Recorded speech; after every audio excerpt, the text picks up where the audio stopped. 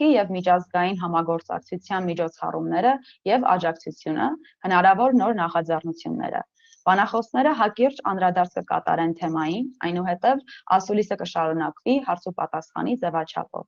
Ընտրում եմ պարոն Սինանյան, խոսքը փոխանցում եմ ձեզ։ Նախ ուզում եմ ողջունել բոլոր մեր հայրենակիցներին և նաև իմ գործընկերներին, որոնք մասնակցում են մամլո ասուլիսին, ուզում եմ շնորհակալություն հայտնել գործընկերներին այն կարևոր աշխատանքի համար, որը տարվում է Հայաստանում կորոնավիրուսի համավարակի դեմ պայքարում, պարոն նախարարը, պարոն Արսեն Թորոսյանը և իրեն ղեկավարվող գերատեսչությունը հսկայական ջանքեր են գործադրում, որպեսզի Հայաստանում կորոնավիրուսի համավարակի պայքարում մենք մինիմալ կորուստներով կամ փոքրաթիվ կորուստներով դուրս գանք հաղթական եւ համոզված եմ, որ այդ ուղու վրա ենք, սակայն այդ ուղին իհարկե անհնար կլիներ առանց նաեւ Հայաստանի Հանրապետության այլ գործընկերների, որոնք այս պահին եւս մեզ աջակցում են, որպեսզի կարողանանք համբուրջ ջանքերով լուծել այս խնդիրը։ Եվ դրա համար ուզում եմ հատուկ շնորհակալություն հայտնել Միացյալ Նահանգների դեսպան Լին, որը մեր նախորդ այս վերջին ֆրանսիական բժիշկների թիմի ներկայությունը Հայաստանում հնարավոր դարձրեց USAID-ի միջոցով ֆինանսավորման շնորհիվ, դրա համար շատ շնորհակալ ենք, շատ երախտապարտ։ Ուզում եմ նաև շնորհակալություն հայտնել Ջոնաթան դեսպան Լակոտին, որը ստանձնել է երկրորդ թիմի ներկայությունը Հայաստանում, հոգալով բոլոր այդ ծախսերը, շատ շնորհակալ ենք։ Նաև շնորհակալ եմ ֆրանսիացի ժողովրդին, որ այսքան արագ արձագանքեցին ֆրանսիացի բժիշկները եւ արդեն այսօր երկրորդ թիմն է գալու Հայաստան, որի համար շատ ուրախ ենք։ Իհարկե շատ շնորհակալ եմ դոկտոր պրոֆեսոր Ալեքսանդր Մինյոնից, որը ղեկավարում է բժիշկների թիմը, որը ներկայում գտնվում է Երևանում եւ համոզված եմ այսօրվա ժամանող թիմի հետ փորձի փոխանակում տեղի կունենա, մինչև թիմերը տեղերով փոխվեն։ Ուզում եմ մի փոքր շատ հակիրճ ներկայացնել մեր գրասենյակի աշխատանքը այս վերջին ամիսների ընթացքում կապված կոնկրետ համավարակի հետ։ Բնական է, որ համավարակի առաջին իսկ օրերից մենք հետևել ենք առողջապահության նախարարության թելադրանքին այն իմաստով նրանք մեզ ուղեցույց են տվել, թե ինչպիսի կարիքներ ունի Հայաստանի Հանրապետությունը, ինչով կարող ենք մենք աջակցել Սփյուռքի մեր հայրենակիցներին ներգրավելով այս գործընթացներին եւ դրա հետ կապված շատ աշխատանք է տարվել, սկսած հենց առաջին օրերից Միացյալ Նահանգներից 1 տոննայից ավել առողջապահական պաշտպանական գույք բերելուց մինչև ֆինանսների գոյացումը տարբեր հայկական ընկերությունների եւ տարբեր կազմակերպություններից, որի միջոցով մենք կարողացել ենք Հայաստանին այդ պահին շատ անհրաժեշտ առողջապահական գույք ձեռք բերել։ Հիմա էլ շարունակում ենք մեր աշխատանքը առողջապահության նախարարության հետ, դեսպանատների հետ, մեր հայրենակիցների հետ, որպեսզի կարողանանք այս պահին մեր համար ամենակարևորը, այսինքն բժիշկների ներկայությունը ապահովել Հայաստանում, ասեմ, որ ակտիվ աշխատանքներ են գնում նաև ամերիկահայ համայնքի հետ եւ այնտեղ էլ թիմ է պատրաստվում, որպեսզի գա Հայաստան, այս պահին ունենք նաև հետաքրքրվածություն Ուկրաինայից, ունենք հետաքրքրվածություն մեր այլ համայնքներից, այնպես որ աշխատանքը լինելու է շարունակական, հույսով եմ, որ բոլորս լցված ենք համբերությամբ եւ պատրաստ ենք միահամուռ ուժերով հաղթահարել այս շարքային դժվարությունը։ Շնորհակալություն։ Շնորհակալ ենք պարոն Սինանյան, պարոն Թորոսյան, խոսքը ձերն է։ Բարև ձեզ հարգելի գործընկերներ, հարգելի տիկին դեսպան, պարոն դեսպան, պրոֆեսոր Մինյոն, պարոն Սինանյան եւ հարգելի Մարգարիտա։ Շնորհակալություն նման ֆորմատով քննարկում կազմակերպելու համար, որովհետեւ մեր օրերում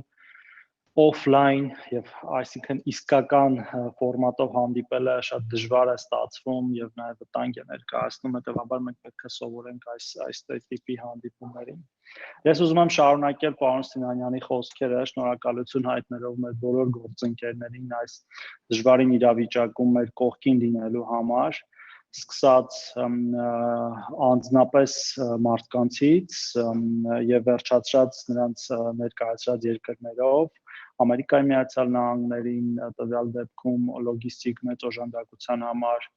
Ֆրանսիային եւ նաեւ ֆրանսիացի բժիշկներին, ինչպես նաեւ Սփյուռքի հանձնակատարի գրասենյակին, որ այո, պարոն Սինանյան, նաև հատուկ շնորհակալություն ձեզ, որ համավարակի սկզբի օրերից մեր կողքին եք, ես հիշում եմ կազմակերպված բոլոր ապրանքների օգնությունները Ամերիկայի Միացյալ Նահանգներից, Չինաստանից, որ ձեր օգնությամբ մենք ստացանք եւ նաեւ այս գործում ձեր ներդրումը ես անկեղծ ասած սկզբի ժամանակը նույնիսկ չգիտեի որ դուք ներգրաված եք այնքան այլ գործերով զբաղված էի բայց դա շատ ուրախացա որ հասկացա որ այսպես կոլեկտիվ ջանքի արդյունք է այս առաքելությունը Հայաստան եւ նաեւ ուրախ եմ որ այն շարունակական է լինելու Մենք այսօր առավոտյան հանդիպել ենք պարոն Լակոտի եւ պրոֆեսոր Մինյոնի հետ եւ քննարկել ենք թե արդյունքները առաքելության եւ թե շարունակականությունը ինչպես անենք որ փորձի փոխանակումը երկարատև տևի եւ նաեւ սա դիտվի որպես ոչ միայն օգնության ձեռք այս դժվարին իրավիճակում այլև հնարավորություն ապագայում ավելի ամուր կապեր հաստատելու հայ եւ ֆրանսիացի եւ հատուկ եմ ուզում նշել ֆրանսիացի եւ ոչ թե ֆրանսիա հայ, որովհետեւ դա նույնպես շատ կարեւոր է մեր եղբայրական ժողովուրդների համար դա միշտ այդպես է եղել սկսած դեռ Սպիտակի երկրաշարժից ինչի համար շատ շնորհակալ ենք Ֆրանսիային եւ Ֆրանսիայի ժողովրդին եւ շարունակում է հիմա այս ծանր իրավիճակում Ուզում եմ նաև իհարկե ասել, որ նման նախաձեռնություններ մենք ունենք նաև այլ երկրների հետ, որոնք արդեն Հայաստանում են եւ կլինեն Հայաստանում, դա Լիտվայից, Ռուսաստանից, ապագայում հնարավոր է նաև Իտալիայից ժամանող առաքելություններն են եւ շատ կարեւոր եմ համարում, որ արտակարգ իրավիճակներում կարողանում ենք արտակարգ լուծումներ գտնել, որովհետեւ սովորական մեթոդները չիմա չեն աշխատում, ամեն ինչ պետք է անել արագ որոշումների կայացումը պետք է լինի ճուշացած, ռեսուրսների հատկացումը պետք է լինի արագ, որը սովորական իրավիճակում դժվար է լինել եւ նորից եմ այս ամենի համար ուզում շնորհակալություն հայտնել թե մեր աջակից պետություններին եւ թե անձնապես այդ պետությունները ներկայացնողներին, նաեւ հատուկ շնորհակալություն եմ ուզում հայտնել այս կոնկրետ առաքելության համար Հայաստանի ազգային հետաքրքրությունների հիմնադրամին եւ դրա տնօրենին Դավիթ Փափազյանին, որովհետեւ առաջի մարդը ում հետ ես խոսել եմ այս առաքելության մասին ինքն է եղել, նա հիմա կարծես թե մեր հետ չի, բայց մենք չենք կարող մոռանալ իրենց ջանքերը, շնորհակալություն հատուկ պարոն Փափազյանին Ես պատրաստ կլինեմ պատասխանել այս ֆորմատով հարցերի, չեմ ուզում ավելի երկար խոսել, որպեսզի մեր գործընկերներն կիսվեն իրենց տպավորություններով եւս մեկ անգամ շնորհակալություն։ Շնորհակալ ենք պարոն Թորոսյան, Տիկին Թրեյսի, խնդրում եմ։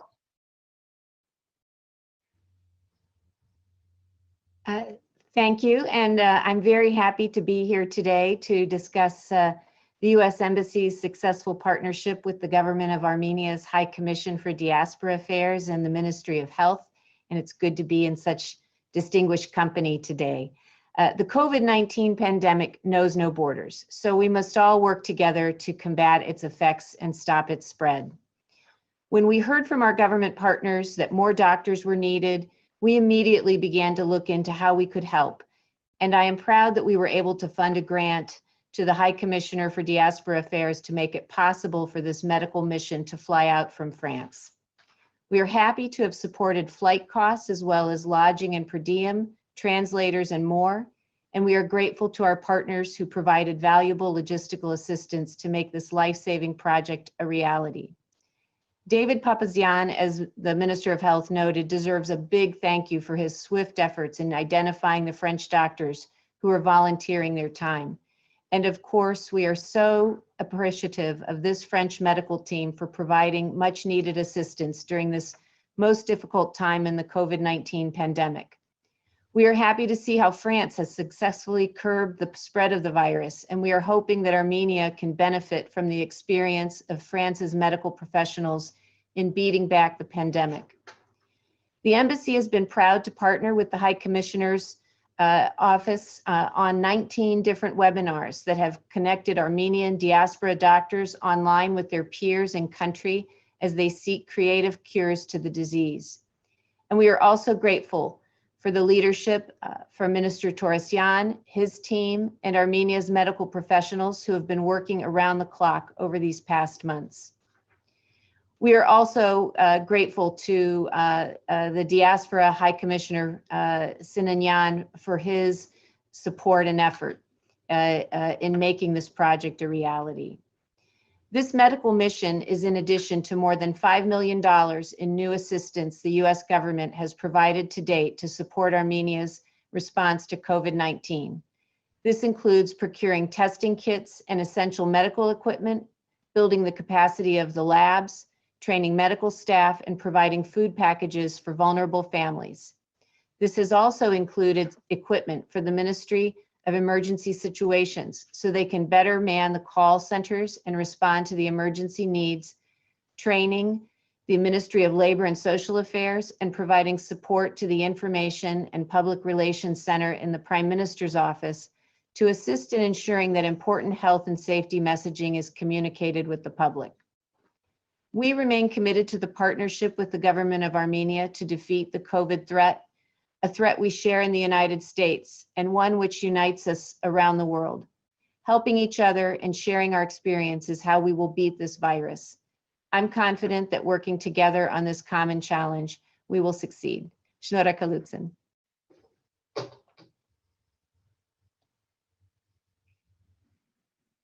Շնորհակալ եմ Տիկին դեսպան, իսկ հիմա խոսքը կփոխանցենք Ֆրանսիայի դեսպան պարոն Լակոտին, խնդրեմ։ Thank you very much. This is a very special day for all of us because not only we have now 10 doctors in Armenia for more than 1 week, but the second team is arriving precisely this evening. And I am very grateful to all those who have facilitated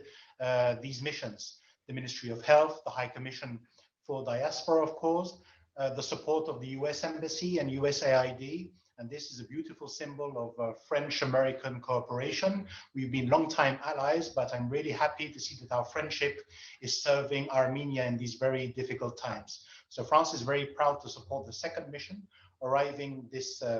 evening. All these doctors will be supporting their Armenian colleagues who have been doing a tremendous job during the last weeks in the context we are facing currently in Armenia. And the objective of these missions is to help to share our own experience from France, where we successfully managed to curb the virus and to share experience and to give advice to all the Armenian doctors who are currently combating this disease. I'm also convinced that we are in common writing a new page in our medical cooperation. France, the United States, other European partners, Russia, of course, and that beyond the response we are bringing to the COVID crisis currently, we can look forwards and envisage a more in-depth cooperation in the field of medicine with Armenia. So I think we are writing a beautiful page of our relations together, and I'm really grateful for the commitment of every single one of you to this mission, and of course very grateful to our doctors. Who have left France with very short notice, jumped in this charter plane 1 week ago, and I think you had very interesting time in Armenia. I think they have really spent every single hour with their colleagues. There is this very famous photo of Professor Mignon literally sleeping in the corridor of ΟւΓΙΓ hospital. I think this photo tells a lot of his commitment vis-a-vis his Armenian colleagues, and it will symbolize what this week in Armenia has been. This has been a very, very intensive week, a very strong moment of cooperation between all our countries. And this illustrates that when Armenia is facing difficulties, all together, France, the United States, the European Union, and other partners, we are by your side. Thank you. Լավ, շնորհակալություն պարոն Լակոտ, եւ հիմա խոսքը տալիս ենք դոկտոր Ալեքսանդր Մինյոնին, արդեն 10 օր է ինչ գտնվում եք Հայաստանում եւ աշխատում եք մեր առողջապահական համակարգում, ինչ կասեք ձեր փորձի մասին։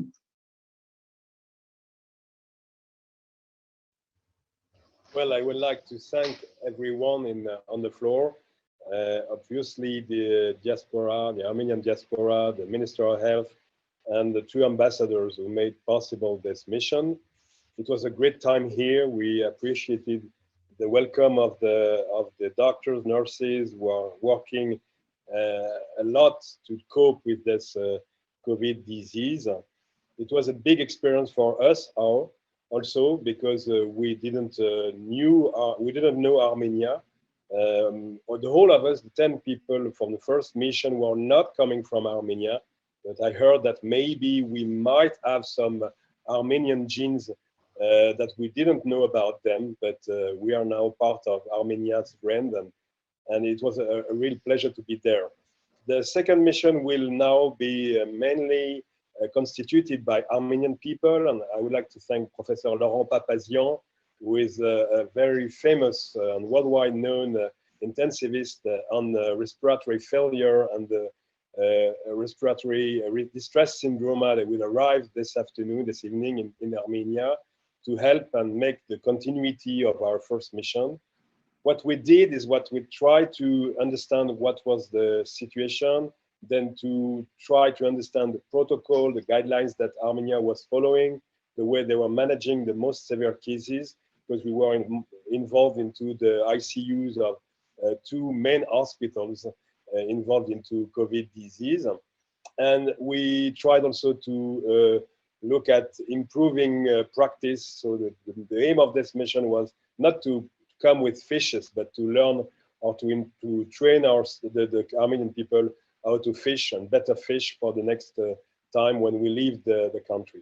So what seems to me interesting is that it may be in fact the first step of a cooperation, as the French ambassador mentioned, about the healthcare system reorganization, a new way to think about the French and Armenian collaboration around our hospital centers, university hospital-based centers, and so on. And I think that we will be happy to be part of this new project. So to summarize the situation, there has been a lot of new cases during the last 15 days in Armenia. As you know, the big numbers are when you've got 100 new cases, you have 15 patients going to the hospital. You've got 5 of them going to intensive care, and it leads to almost 2 or 3 deaths, which is a huge number. So this is quite the same situation in Armenia like in other countries, because the doctors and the systems is working hard to cope and to deal with all these new patients arriving. I'm happy to know and to understand that in Armenia, the general rules that are being asked for the general population is rather well used. They are compliant to the mask. They are compliant to some kinds of social distancing and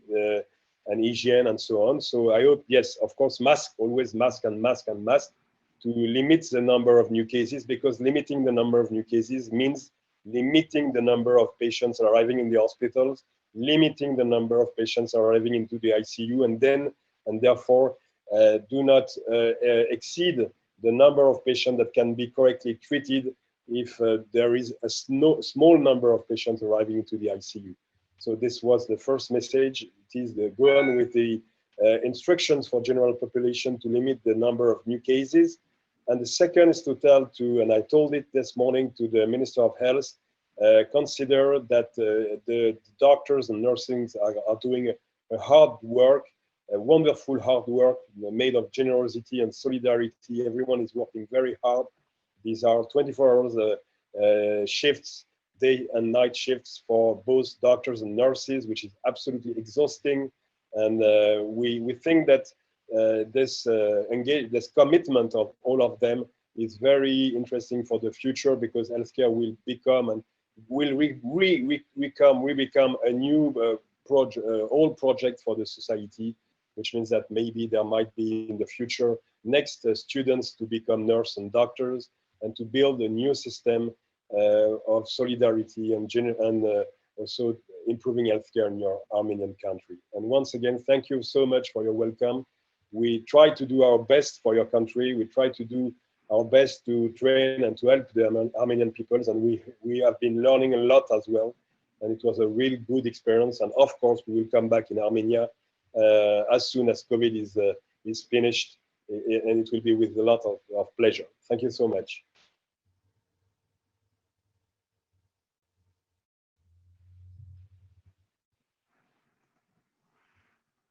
Շնորհակալություն դոկտոր Մինյոն, իսկապես մենք ենք իմ կարծիքով բոլորս էլ շատ շնորհակալ ենք ձեզ եւ ձեր թիմին, եւ հիմա կանադառնանք արդեն հարցերին։ Ուզում եմ նշել, որ խոսքերի ընթացքում շատ հարցերի արդեն անդրադարձել ենք, ուրեմն կկարդամ այն հարցերը, որոնց դեռ խոսքի ընթացքում չենք անդրադարձել։ Ուրեմն առաջին հարցը EVN report-ի Ռուբինա Մարկոսյանն է հարցնում, հարցը ուղղված է պարոն Թորոսյանին, նկատի ունենալով, որ այսօր Հայաստանում աշխատում են բժշկական խմբեր տարբեր երկրներից COVID-19-ի բուժման տարբեր փորձառությամբ, ինչպես է համակարգվում այս բոլոր միջազգային առաքելությունների աշխատանքը, հաշվի առնելով, որ խնամքի բուժման մեթոդաբանությունների տարբեր երկրներում տարբեր կարող են լինել։ Շնորհակալություն հարցի համար։ Իրականում բժշկությունը եւ բժշկագիտությունը այդքան էլ տարբեր չի աշխարհի տարբեր երկրներում, ինչքան էլ որ միգուցե ոչ մասնագետին այդպես թվա։ Նույնը վերաբերում է COVID-19 հիվանդությանը եւ հայ բժիշկները եւ մեր առողջապահությունը դրա հայտնաբերման սկզբի օրերից սկսած շարժվում է այն ապացուցողական բազայի վրա, որը կա աշխարհում եւ որը թարմացվում է աշխարհում կամ փոփոխվում է աշխարհում եւ այդպես շարունակ։ Իհարկե կան դպրոցի բժշկական դպրոցի ճակերտավոր առանձնահատկություններ տարբեր երկրներում, օրինակ հայկական բժշկական դպրոցի ինչ որ մի առանձնահատկություն ունի, ռուսականը, ամերիկյանը, եվրոպականը, սակայն լինելով մի ընդհանուր գիտության կրող եւ մասնագիտության կրող շատ հեշտ է եղել հասկանալ մեր ֆրանսիացի գործընկերներին, լիտվացի գործընկերներին, ռուս գործընկերներին եւ նաեւ մյուս գործընկերներին, ավելին ես արդեն բազմաթիվ տեղերից լսում եմ, որ այս փորձի փոխանակումը երկուստեք շատ հետաքրքիր է եղել, նաեւ տարբեր երկրների առանձնահատկություններ հաշվի առնելով, տարբեր երկրների բժիշկների փորձը հաշվի առնելով, որտեղ երկրները ի սկզբանե լինելով ոչ թե ապացուցողական բազայի, այլ կիրառական բազայի իմաստով տարբեր կերպ են մոտեցել, սկսած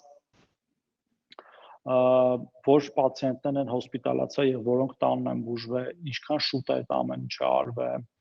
վերջացած որ պացիենտներն են տեղափոխվել վերակենդանացման բաժանմունքներ եւ վերակենդանացման բաժանմունքներում ինչպիսի վարման պրոտոկոլներ են ունեցել,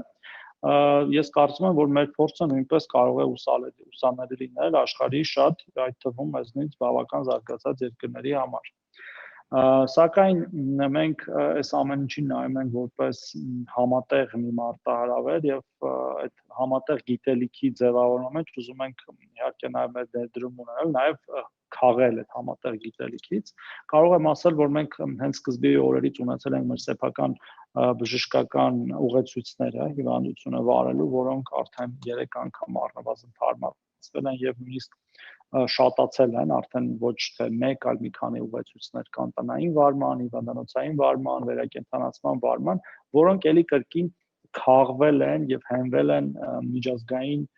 ապացուցողական այդ պայն հասանելի բազայի վրա։ Եվ ես այդտեղ որևէ խոչընդոտ չեմ տեսնում, հակառակը տեսնում եմ հնարավորություն այն հարստացնելու եւ ավելի ուսանելի դարձնելու մեր բժիշկների համար եւ ես իհարկե այսօր լսել եմ պրոֆեսոր Մինյոնին իր կարծիքը այս հարցի շուրջ, կարծում եմ լավ կլինի, որ ինքն էլ արտահայտվի այդ փորձի փոխանակման եւ տարբեր առողջապահական համակարգերից բժիշկների ներգրավման մասին,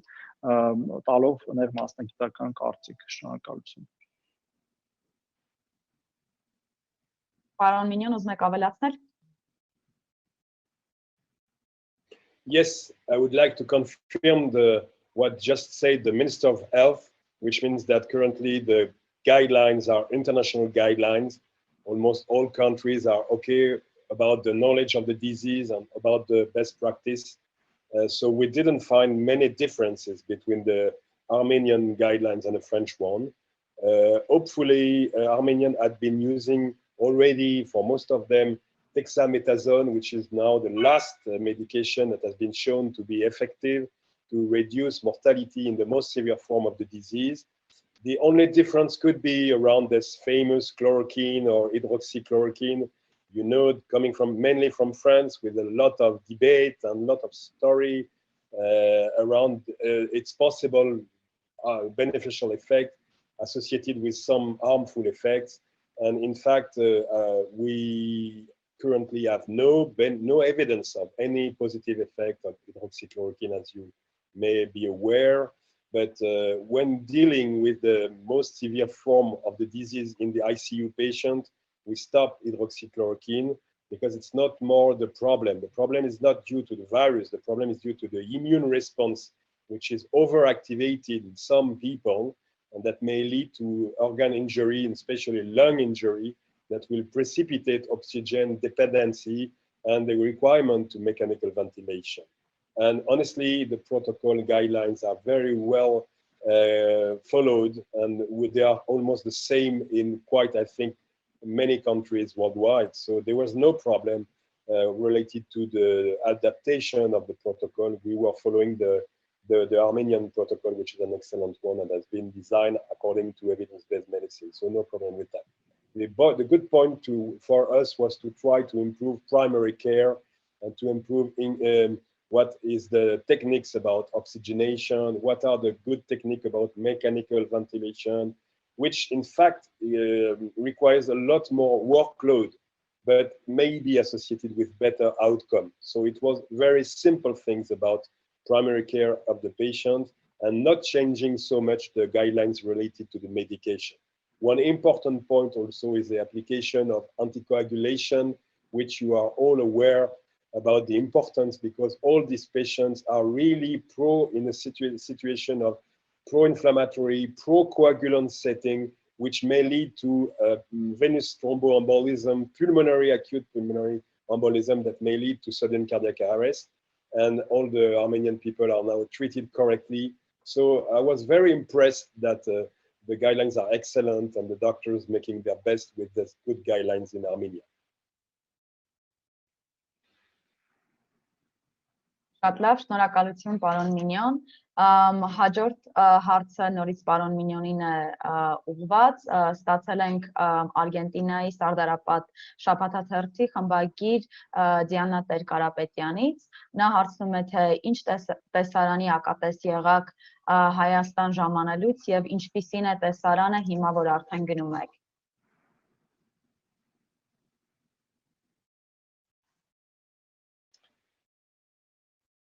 So you speak about the numbers of new cases, and I think that the Minister of Health is more aware of than me about the situation. I heard that there were around this week there were around 400 to 700 new cases discovered by RT-PCR, which is, since I told you, will lead to 15% of people going into the hospitals, which means that there are 5 or 6 or maybe 7 hospitals, I don't know exactly the numbers, devoted hospitals for COVID management. And in our, the biggest hospital, which is Grigor Lukarovich, I think, I don't know the exact name, there is an ICU with 55 beds in which we had a lot of new patients arriving. We, of course, had several deaths, unfortunately, but the disease is very severe. And this is a referral hospital, which means that the most severe cases were referred to this hospital, which explains a rather high mortality. The good thing is that at the end of this first week, we could see already some improvement in the management, in the planning, in the anticipation, in the way the staff is performing better management of the cases, which means that when we arrived, they were always rushing to a new case. And now I think that with the head of the department, we have now a strategy to stratify the patients, whether or not they are very risky patients, for which we are going to work a lot, whether or not they are very old and very sick patients with advanced disease for which it would in fact be a lot of work for maybe not a very good result, therefore limiting somehow the intensity of care, but still going to good care, of course. And finally, the one that can be discharged very quickly in order that the rotation in the ICU would be very clear and very efficient in order to have still beds and to be able to accept all the patients transferred to this hospital. So it was working well. And what now we hope from the new mission coming from France is to see whether or not it's going on. It won't be only a 1 week experience and then finishing. That's the reason why we are going to work with the new team arriving tonight to make a good transmission of what we did, what we saw, and what could be the best way to keep on going and to keep on improving the practice in the 2 hospitals we visited. And we are also happy to know that other doctors were coming from Lithuania, for instance. We have seen some of them in the North Orthopedic Hospital, and we speak together, and it's going very well. So, you know, healthcare is a unique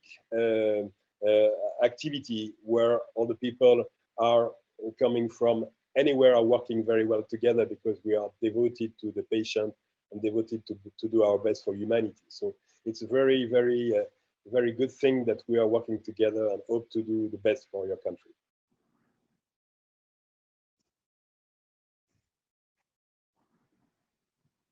Շնորհակալություն, դոկտոր Մինյան։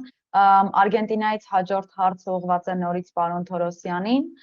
Հարցը հետևյալն է. Համաճարակից հետո ինչպիսին եք ակնկալում, որ կլինի Հայաստանի առողջապահական համակարգի հեռանկարը, արդյոք համակարգը կլինի ավելի ուժեղ, թե թուլացած։ Շատ հետաքրքիր հարց է, որովհետև այն մեզ դրդում է մտածելու առողջության եւ նաեւ առողջապահության կարեւորության մասին, ու ոչ միայն ոլորտի պատասխանատուներին, այլև ընդհանուր ազգաբնակչությանը,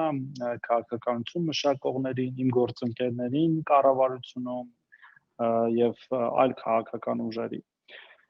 Եվ մենք տեսնում ենք առնվազն այս կարճ կամ միգուցե արդեն բավական երկար ժամանակահատվածում, որ ուշադրությունը առողջապահական համակարգի շեշտակիորեն աճել է եւ այդ գիտակցումը, որ առողջապահությունը կարեւոր է եւ կարեւոր է լինելու միշտ կա։ Այսինքն մենք հասկանում ենք, որ այդ առումով բավական բան է փոխվել։ Եվ դա բերում է նրան համապատասխանաբար, որ այդ ուշադրությունը վերածվում է նաև նյութական եւ շոշափելի գործողությունների առողջապահական համակարգի համար, երբ որ մենք որպես ոլորտի պատասխանատուներ տեսնում ենք, որ մեր կողմից բարձրացված հարցերը հաճախ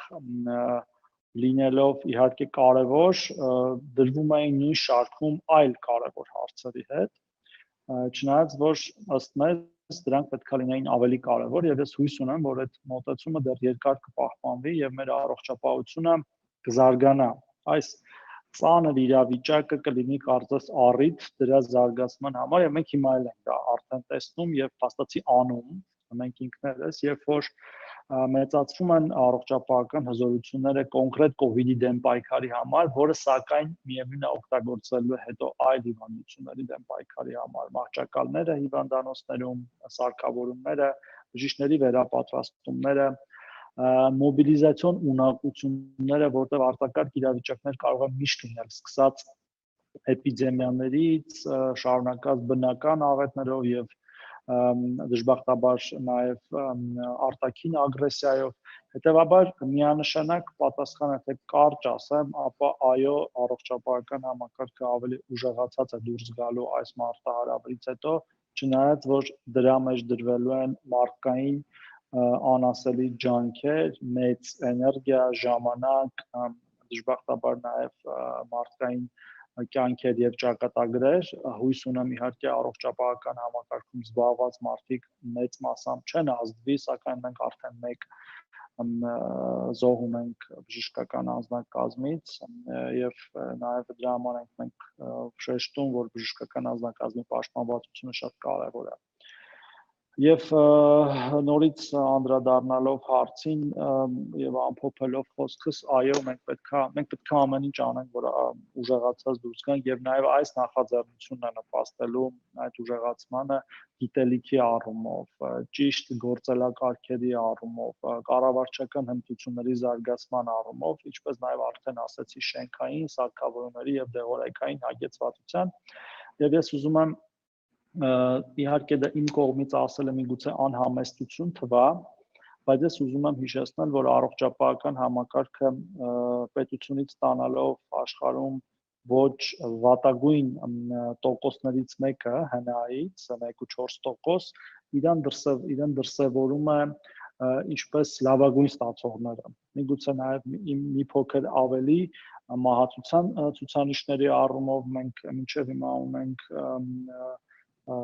իհարկե վատ է, որ մարդիկ մահանում են, բայց տոկոսի առումով շատ երկրներից ավելի լավ ցուցանիշ, ինչը իհարկե մեր իրավիճակը հատուկ չի լավացնում եւ մենք ուզում ենք միևնույնն է ինչքան քիչ դեպքեր ունենանք եւ ինչքան հնարավոր է քիչ մահեր, բայց ամեն դեպքում առողջապահական համակարգը իրեն դրսևորել է շատ բարձր մակարդակով եւ ես շնորհակալություն եմ հայտնում մեր բոլոր բուժաշխատողներին, որոնք իհարկե COVID հոսպիտալներում մեր գրավածները, COVID-ի համակարգում մեր գրավածները մոտ 4000 են, սակայն մեր առողջապահական համակարգը ընդհանուր մոտ 40000 հոգի է եւ այդ մարդիկ են, որ կարողացել են մինչև հիմա առաջնագիծը պահել, ես շնորհակալություն եմ հայտնում բոլոր նրանց դրա համար, շնորհակալություն։ Շնորհակալություն, պարոն Թորոսյան։ Հաջորդ հարցը Նեդերլանդական օրագիր լրատվական կայքի գլխավոր խմբագիր Աշոտ Կնյազյանից է գալիս եւ հարցը ուղղվում է դեսպաններին։ Սփյուռքից անհանգստությամբ ենք հետևում կորոնավիրուսի հետ կապված իրավիճակը։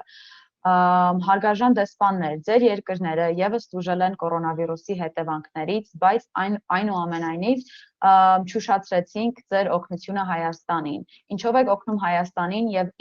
ինչով է տարբերվում իրավիճակը ձեր երկրներից։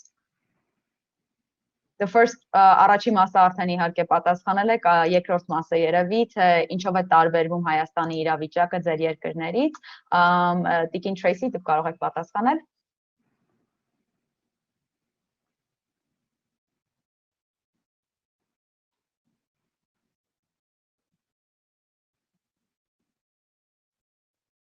Well, thank you. And I think that what I want to go back to is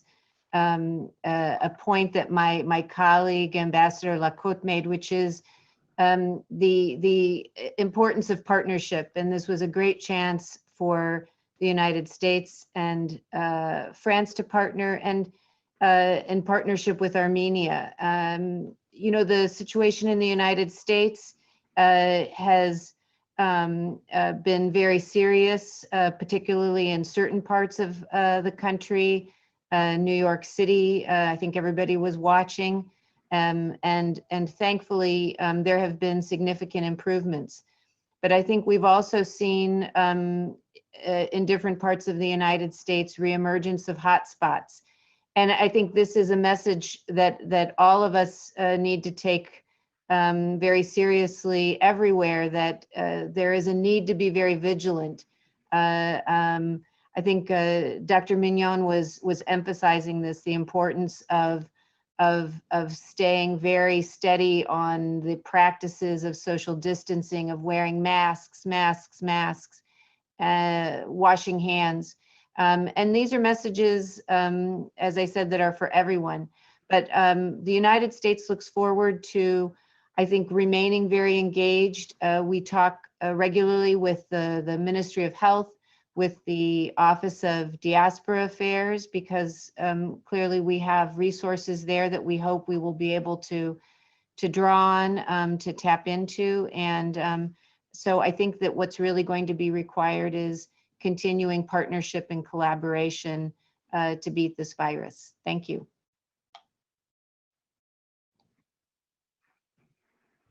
Շնորհակալություն, պարոն Լակոտ, կանադառնաք այս հարցին։ Yes, as Lena has said in her first answer, this virus has no borders. And I think the situation Armenia is facing today is exactly the situation we've been through 2 or 3 months ago. So in a certain way, Armenia is experiencing this peak, this surge in numbers with a little delay. And this is what allows our teams to be in Armenia today, precisely because they are after the big wave. And having faced this situation, they can share their experience with their Armenian colleagues. I think that we will find the same solutions in Armenia as we have found elsewhere, which is that everybody must contribute to the collective effort in combating this disease, which means, as it is reminded to us every day by the Ministry of Health, to wear a mask and to wash our hands. And this is the way every single one of us will contribute to this effort. I'm not a doctor, my contribution is very limited, but I'm playing my part in this collective effort.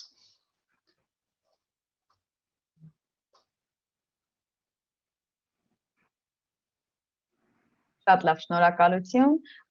Հաջորդ հարցը Մարատ Հակոբյանից, Ուկրաինայի հայկական անալիտիկա կայքից, պարոն Սինանյանին է տրվում հարցը, ինչպես է գնահատում Ուկրաինայի հայերի միության կողմից Ուկրաինայում բնակվող հայ ազգի բժիշկների միավորման ստեղծելու նախաձեռնությունը, որը ուկրաինահայ բժիշկներին կհավաքի մեկ հարթակում առցանց բժշկական օգնություն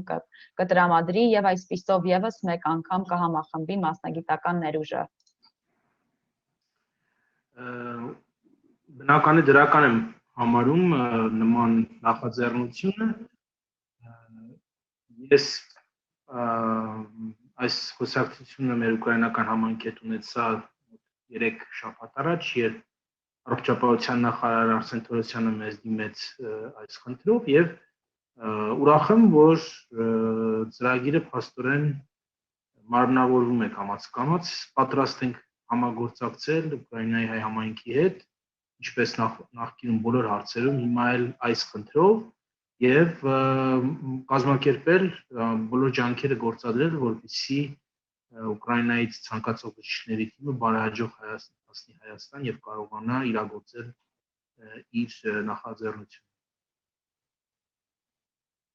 Շնորհակալություն, պարոն Սինանյան։ Հաջորդ հարցը կկարդամ անգլերենով, մեկ վայրկյան։ So the next question is from Alexander Akchatel. He posted it in the Zoom chat, and he is an independent reporter from France. And I believe the question is addressed to the ambassadors. Are there future cooperation projects between the United States, France, and Armenia to fight COVID-19 beyond direct medical assistance planned in the next few weeks? This could include cooperations on health tech or post-COVID stimulus packages, for instance.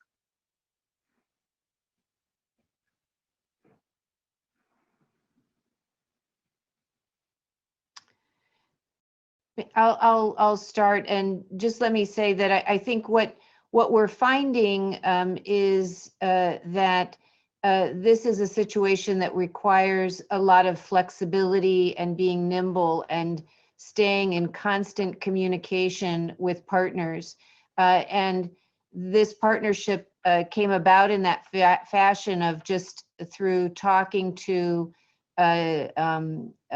partners here in Armenia, partners in France. And I think that while I can't speak to anything in the coming weeks, what we are all trying to stay alert to are the possibilities, as I said, where we can pool our resources, share our experiences to help beat the virus. I totally agree that what is happening now with this direct assistance of French doctors will make greater sense if it takes part in a wider scheme of cooperation between our countries and Armenia. And there is a tradition of cooperation between France and Armenia in the field of medicine, which dates back to the tragic events of 1988, the Spitak and Gyumri earthquake, and which which means that we have today in Armenia and Goris, for instance, a French center of cardiology. We have in Echmiadzin a French dentistry, which serves the people who need it in the regions of Armarvir and Ararat. And I think we must do the same now, build on this experience and find long-term cooperations between our countries, not only on COVID, of course, but on other health issues like cancer, like combating smoking, and everything which can help the Armenian medical sector to be more sustainable, to respond to the needs of the population.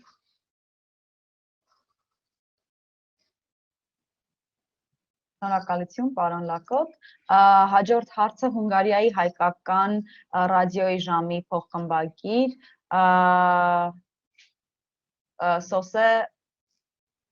Սոսեից է։ Հարցը հետևյալն է. Առողջապահության նախարարին ինչն է այն լուրջ խնդիրը, որը Հայաստանը չի կարողանում զսպել վիրուսի բարձր թվերով վարակման տարածումը։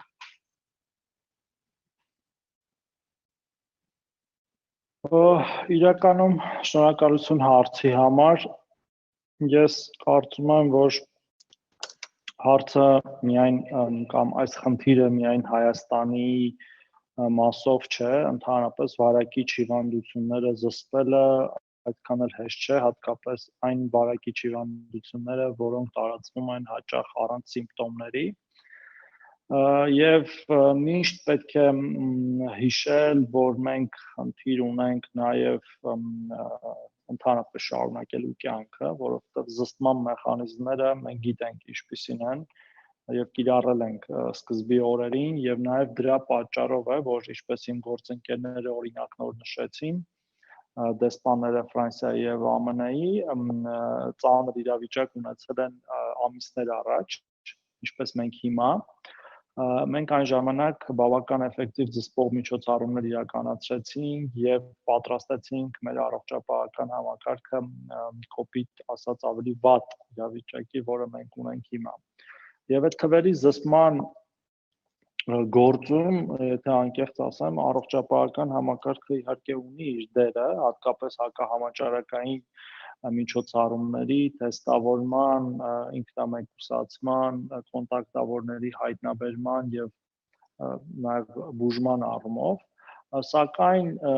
սա առողջապահական խնդիր չէ ամենևին, սա ընդհանրապես առողջապահական խնդիր չէ, սա ամբողջ երկրի խնդիրն է բոլոր երկրներում, սա համաշխարհային խնդիր է, որի դեմ պետք է պայքարեն բոլորը եւ բոլորը ներդրում ունենան զսպման մեջ եւ հետեւաբար կարծում եմ որ մեր հանրության օրեցօր աճող գիտակցությունը այս իմաստով որ սա բոլորի խնդիրն է եւ բոլոր մարդիկ կարող են ներդրում ունենալ ինչպես պարոն դեսպանը նշեց դիմակով եւ ձեռքերը ախտահանելով կանգնեցնել կամ կոտրել փոխանցման շղթաները մենք ունենանք ավելի կայուն վիճակ, նաև ես ուզում եմ մի հետաքրքիր բան ասել, որ այս խնդրում համեմատել երկրները շատ դժվար է, գրեթե անհնար, սկսած վարակակիրների թվի հաշվետվողականության տարբերություններից, թե որ դեպքերն են համարվում վարակակիրներ, վերջացրած աշխարհագրական, մշակութային, բուժման պրոտոկոլների եւ այլն։ Եվ միայն վերջում, ամենավերջում, եթե կլինի օրինակ պատվաստանյութ այս հիվանդության դեմ կամ սպეციფიկ դեղորայք կամ դրանց բացակայությամբ մենք ի վերջո կունենանք էպիդեմիայի հետ նահանջ, կոլեկտիվ իմունիտետով, որը դեռ պարզ չի կլինի կամ վիրուսի թուլացումով, որը էլի պարզ չի կլինի, նոր այդ ժամանակ կարելի է գնահատականներ տալ։ Արդյոք որևէ երկիր որ երկիրը ավելի շատ տուժեց, այսպես, որտեղ բոլորն են տուժելու, ոչ մեկ հաղթած դուրս չի գալու, այդ ժամանակ հնարավոր կլինի գնահատականներ տալ, որ երկիրը ունեցավ ավելի մեծ կորուստ, թե մարդկային զոհերի տեսքով, թե տնտեսապես եւ թե այլ առումներով։ Հետեւաբար մեր խնդիրը այս պահին շարունակական ջանքեր գործադրելն է թվերը ցածր պահելու, քիչ օրական դեպքեր արձանագրելու համար։ որովհետև մեր հարգարժան պրոֆեսոր Մինյոնը արդեն մի քանի անգամ նշեց իր հետաքրքիր ձևակերպումը, ամեն 100 պացիենտից 15-ը հայտնվելու է հիվանդանոցում, նրանցից 5-ը հայտնվելու են վերակենդանացման բաժանմունքում եւ նրանցից 2-ը դժբախտաբար մահանալու են, չնայած ամենաբարձր որակի բուժօգնությանը։ Ու այս պրիզմայով, երբ որ մենք նայում ենք իրադարձություններին, ամեն ինչ ավելի քան պարզ է եւ մեր վարքագծի գիտակցված փոփոխությունն է բերելու այդ թվերի իջեցման, որտեղ պարտադրանքը կամ վարչական տույժը կամ նույնիսկ այլ տույժերը եւ հետապնդումները վարչական կամ քրեական չեն բերելու այդ փոփոխությանը։ Դրա համար է, որ օրինակ ես այս կոնֆերանսից, հեռուստակոնֆերանսից առաջ ինքս դիմակ էի բաժանում Երևանի փողոցներում եւ կոչ էի անում մեր քաղաքացիներին կրել դիմակ, ճիշտ կրել դիմակը, շնորհակալություն հայտնում նրանց այդ պատասխանատու վարքագծի համար եւ ես ինքս տեսնում եմ այդ փոփոխվող վարքագիծը։ Իդեպ, եթե անդրադառնամ համաճարակաբանական վիճակին, առիթը օգտագործելով, ուզում եմ ասել, որ բացարձակ թվերի առումով մենք վատ վիճակում ենք, այսինքն կայուն վատ վիճակում ենք, բայց միտումների առումով մենք չեմ ուզում շատ օպտիմիստ երևալ եւ դրանով զգոնություն իջեցնել, բայց մենք այդ առումով դրական միտումներ ենք տեսնում, որովհետեւ ամեն օր աճող ամեն օր արձանագրվող նույն բացարձակ թիվը դա ավելի փոքր տոկոս է նախկին օրվա թվի համեմատ։ Այսինքն մենք ունենք իջեցող տեմպ օրական աճի տոկոսային առումով, ինչը չի նշանակում, որ մենք չպետք է այն ավելի իջեցնենք, մենք պետք է բացարձակ թիվը նույնպես իջեցնենք, բայց ամեն դեպքում միտումները տանում են դրան ու մենք պետք է շարունակաբար ինտենսիվ ջանքեր գործադրենք դրան հասնելու համար։ Շնորհակալություն։ Շնորհակալություն, պարոն Թորոսյան, քանի որ մեր ժամանակը սպառվում է, մենք դժբախտաբար չենք կարող անդրադառնալ մնացած հարցերին, բայց ուզում եմ նշել, որ սա եզակի մամլու ասուլիս էր այն բանով, որ մենք կարողացանք բոլորին բերել մի հարթակում եւ հատկապես, որ հարցերը եկել են մեծամասնաբար Սփյուռքում գործող լրատվամիջոցներից եւ շնորհակալ ենք բոլորին։ Պարոն Սինանյան, կուզեք փակման խոսքեր ասել։ Կարճ կապեմ, գիտեմ, որ նախարար Թորոսյանը շտապում է, կրկին ուզում շնորհակալություն հայտնել բոլորից, բոլոր մեր գործընկերներին, շնորհակալություն հայտնել իրենց համագործակցության համար, իրենց ջանքերի համար, ուզում եմ մեր բոլոր բուժաշխատակազմին նաև շնորհակալություն հայտնել, որովհետև ես չգիտեմ, մարդիկ գիտակցում են, թե որքան հյուծված եւ որքան ծանր աշխատանք են նրանք տանում ռիսկային եւ այդ ամենը հանուն մեր բոլորի առողջության։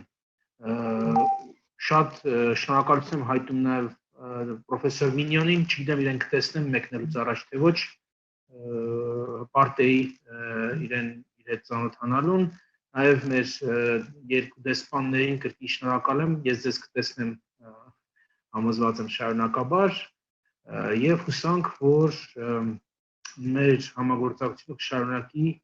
մնալ արդյունավետ եւ ունենա իր ցանկալի արդյունքները։ Շնորհակալություն պարոն Սինանյան, շնորհակալություն բոլորին եւ այսպիսով ավարտում ենք մեր ասուլիսը։ Շնորհակալություն եւ բարի երեկո բոլորին։ Thank you. Thank you. Thank you everyone. Thank you. Շնորհակալություն. Start wearing your masks. Exactly.